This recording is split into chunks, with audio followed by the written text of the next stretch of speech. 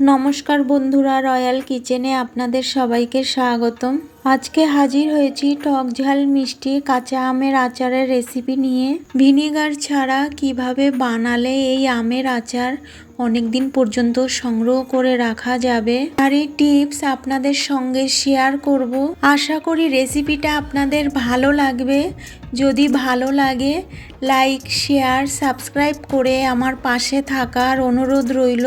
আর ভিডিওটি কেটে না দিয়ে শেষ অবধি দেখার অনুরোধ রইল। তো বন্ধুরা, এবার রেসিপিটি দেখে নেওয়া যাক। এখানে 750 গ্রাম মতো আম ছুলে ছোট ছোট করে কেটে নিয়েছি। আর আমগুলোকে সবুজ অংশ রেখে ছুলে নিয়েছি। আর আমগুলোকে ছোট সাইজের করে কেটে নিয়েছি। আপনারা বড় সাইজের করে কেটে নিতে পারেন।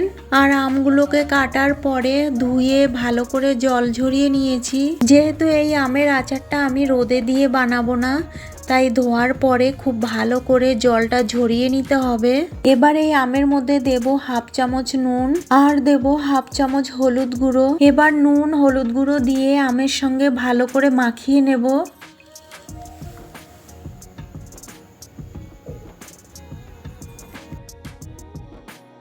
এবার একটা ভাজা মশলা বানিয়ে নেব।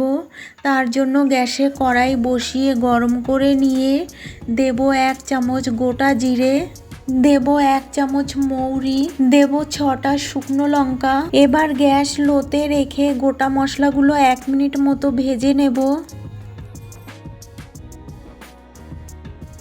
1 মিনিট ভেজে নেওয়ার পর এর মধ্যে দেব সামান্য কয়েক দানা মেথি। এই মেথি দেওয়ার কারণে আচারের স্বাদ ও গন্ধ দুটোই খুব ভালো হবে। তবে মেথির পরিমাণ কোনোভাবেই বেশি দেওয়া যাবে না, তাহলে আচার তিতো হয়ে যাবে আর খেতেও ভালো লাগবে না। মেথি দিয়ে খুব বেশি সময় ধরে ভাজার দরকার নেই, 30 সেকেন্ড মতো ভেজে নিলেই হবে। মশলাটা ভাজা হয়ে গেছে। এবার এই গোটা মশলাটা ঠান্ডা করে নিয়ে তারপরে শিলে গুঁড়ো করে নেব। যেহেতু আচারটা তেল দিয়ে বানাবো, তাই কড়াইয়ের মধ্যে দিয়ে দেব 200 ml মতো সরিষার তেল। তেলটা হালকা গরম করে নিয়ে এর মধ্যে দিয়ে দেব 1 চামচ 5 ফোড়ন। এবার এর মধ্যে দেব 1 চামচ হলুদ সর্ষে বাটা। এবার গ্যাস লোতে রেখে 5 ফোড়ন আর সর্ষে বাটাটা একটু ভেজে নেব। 2 মিনিট ভেজে নেওয়ার পর নুন হলুদ মাখিয়ে রাখা আমগুলোকে তেলের মধ্যে দিয়ে দেব। এবার আমগুলোকে তেলের মধ্যে 2 মিনিট মতো ভেজে নেব। যেহেতু আমি আচারটা চিনি দিয়ে বানাবো, তাই 2 মিনিট ভেজে নেওয়ার পর এর মধ্যে দিয়ে দেব 400 গ্রাম চিনি। এবার অনবরত নেড়ে চিনিটা গলিয়ে নেব।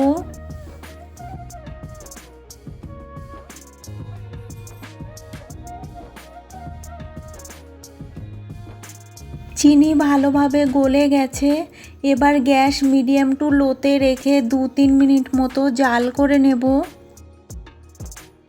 3 মিনিট মতো জাল করে নিয়েছি। আম সিদ্ধ হতে বেশি সময় লাগে না। আমটা 2 মিনিট মতো ভেজে নিয়েছিলাম আর 3 মিনিট মতো জাল করে নেওয়াতে আমটা ভালোভাবে সেদ্ধ হয়ে গেছে। এবার ওই ভাজা মশলার গুঁড়োটা আমের মধ্যে দিয়ে দেব। ভাজা মশলার গুঁড়ো পুরোটাই দিয়ে দিয়েছি। এবার নাড়িয়ে আমের সঙ্গে গুঁড়ো মশলাটা ভালো করে মিশিয়ে নেব। আমের আচার রেডি হয়ে গেছে।